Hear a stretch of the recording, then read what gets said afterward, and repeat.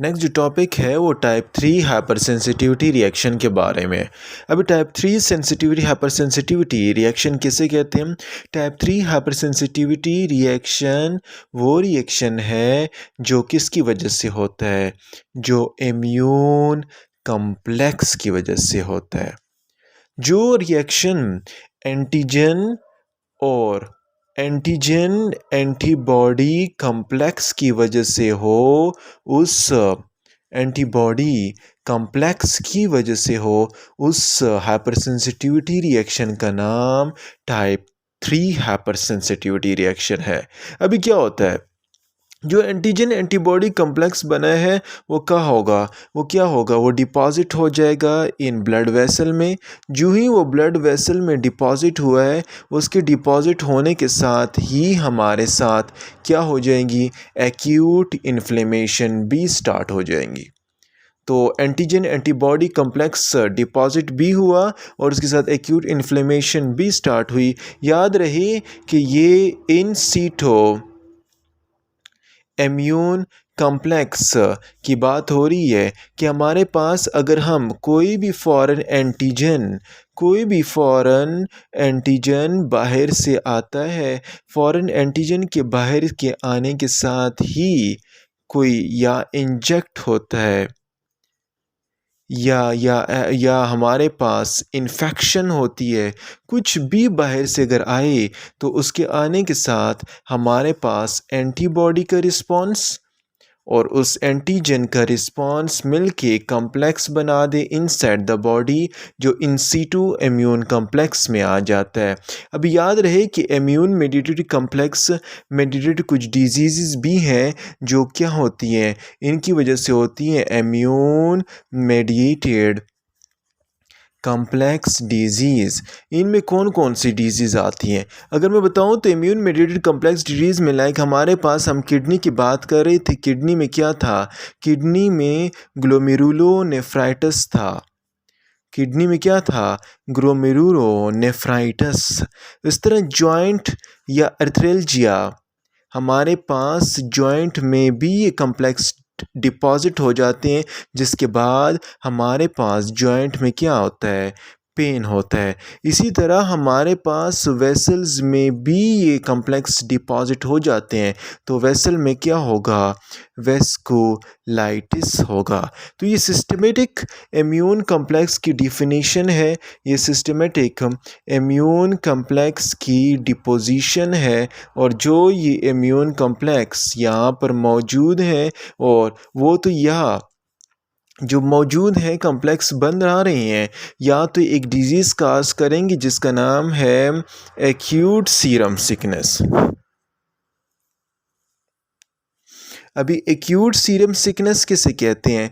और अगर ये एक्यूट प्रोलॉन्ग हो जाए तो क्या होगा? Chronic serum sickness. अभी एक्यूट सीरम सिकनेस में क्या होगा? एक्यूट सीरम सिकनेस में ये होता है कि हम कोई भी प्रोटोटाइप या कोई भी हम सीरम बाहर से ले लें, कोई भी प्रोटोटाइप है या कोई भी सीरम है, लाइक अगर हम इम्यूनिटी के लिए या इम्यूनाइजेशन के लिए अगर हम क्या लेते हैं, हम हॉर्स का सीरम लेते हैं, हम हॉर्स का सीरम लेते हैं, या हम हॉर्स या उसके रैबिट की एंटीबॉडी ले लें, तो वो हम अगर किसी की बॉडी में इंजेक्ट करें तो उसके इंजेक्ट करने के साथ ही जो एंटीबॉडी हैं उस पर्सन की, वो क्या करेंगी? इस सीरम के साथ कॉम्प्लेक्स बनाएंगी और डिपोजिशन काज करेंगे और एक सिकनेस काज करेंगे। उसका नाम है एक्यूट सीरम सिकनेस।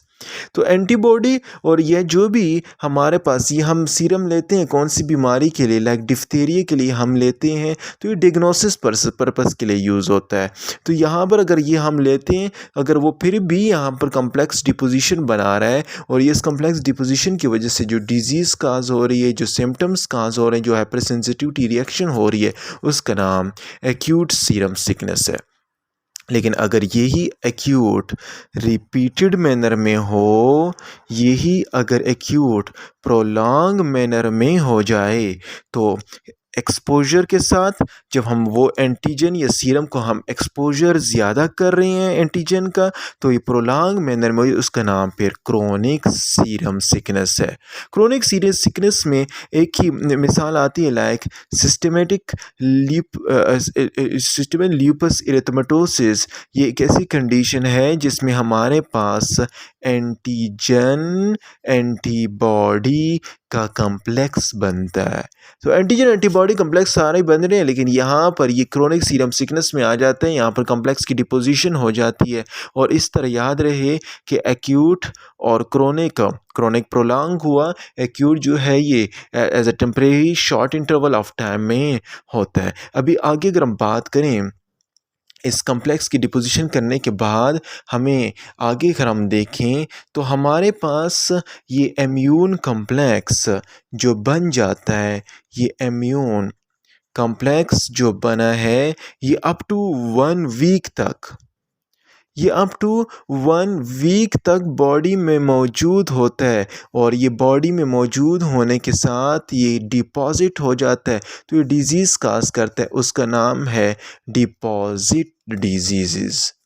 ये डिपॉजिट डिजीज़ काज कर लेता है, तो उस डिजीज़ का क्या नाम है? उस डिजीज़ का नाम है डिपॉजिट।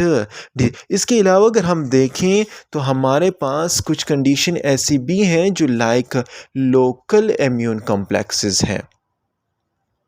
लोकल इम्यून कॉम्प्लेक्सेस का क्या मतलब है? लोकल इम्यून कॉम्प्लेक्सेस का मतलब ये है कि अगर हम इंजेक्शन करते हैं, इंजेक्शन लगाते हैं, कुछ भी लगाते हैं, तो वहाँ पर एक रिएक्शन होता है, उसका नाम है अर्थस रिएक्शन। अर्थस रिएक्शन किसे कहते हैं? अर्थस रिएक्शन एक सिंपली ये एक एन एरिया है, ऐसा एरिया है जहाँ पर टिश्यू की क्या हो जाती है, नेक्रोसिस हो जाती है। और उस नेक्रोसिस के साथ हमारे पास एक इम्यून कम्प्लेक्स बन जाता है, और वो इम्यून कम्प्लेक्स क्या हो जाता है, डिपॉजिट हो जाता है। और वहाँ पर डिपॉजिट होने के बाद ही वो डिजीज़ काज कर लेता है। तो ये टिश्यू नेक्रोसिस हुआ, और टिश्यू नेक्रोसिस होने के साथ इम्यून कम्प्लेक्स बना, और इम्यून कम्प्लेक्स के साथ ही यहाँ पर ये हमारे पास डिपॉजिट हुआ। लाइक अगर ये इम्यून कम्प्लेक्स हमारे पास वेसल्स में डिपॉजिट होगा, तो ये क्या काज करता है, ये वेस्कुलाइटिस काज करता है। इसी तरह ये हमारे पास क्या काज करता है, एडेमेटिस इन्फ्लेमेशन काज करता है। तो ये अर्थस रिएक्शन एक लोकल इम्यून कॉम्प्लेक्स का एक फिनोमेना है जिसमें टिश्यू की नेक्रोसिस होता है। अगर कोई भी इंजेक्शन आप लगाते हैं, जहाँ पर जिस साइड पर आप इंजेक्शन लगाते हैं वहाँ पर एंटीजन और एंटीबॉडी का क्या होता है, कॉम्प्लेक्स डिपॉजिट होता है, और वहाँ पर एक्सवेस्कुलाइटिस की कंडीशन भी आती है। तो टाइप 3 हाइपरसेंसिटिविटी रिएक्शन में इम्यून मेडिएटेड कॉम्प्लेक्स रिएक्शन है, जिसमें एंटीजन एंटीबॉडी कॉम्प्लेक्स डिपॉजिट हो जाते हैं ब्लड वेसल में, और एक्यूट इन्फ्लेमेशन काज होती है। अब ये कॉम्प्लेक्स जो डिपॉजिट होते हैं ये या तो लाइक किडनी में ग्लोमेरुलोनेफ्राइटिस, जॉइंट्स में आर्थराल्जिया और वेस्कुलाइटिस होता है। एक्यूट सीरम सिकनेस, जब हम कोई सीरम लेते हैं, हॉर्स का सीरम जो लाइक डिफ्थीरिया के लिए लेते हैं, रैबिट हॉर्स का जो हम एंटीबॉडी लेते हैं, इनका भी कॉम्प्लेक्स हमारी बॉडी में डिपॉजिट हो जाता है। क्रोनिक प्रोलॉन्ग जब आप ले रहे हैं, रिपीटेड ले रहे हैं, ये एंटीजन ले रहे हैं, तो उस कंडीशन में जब ये कंडीशन में डिपोजिशन होगी, उसका नाम क्रोनिक सीरम सिकनेस है। अभी अगर हम लोकल इम्यून रिएक्शन की बात करें, कम्प्लेक्स की बात करें, उसमें अर्थस रिएक्शन आता है। अगर कोई भी इंजेक्शन आप लगाते हैं तो उसके साथ उस साइट पर एंटीजन एंटीबॉडी कम्प्लेक्स बनता है, और उस कम्प्लेक्स के डिपोजिशन की वजह से या तो वेस्कुलाइटिस होगा या टिश्यू नेक्रोसिस हो जाएगी।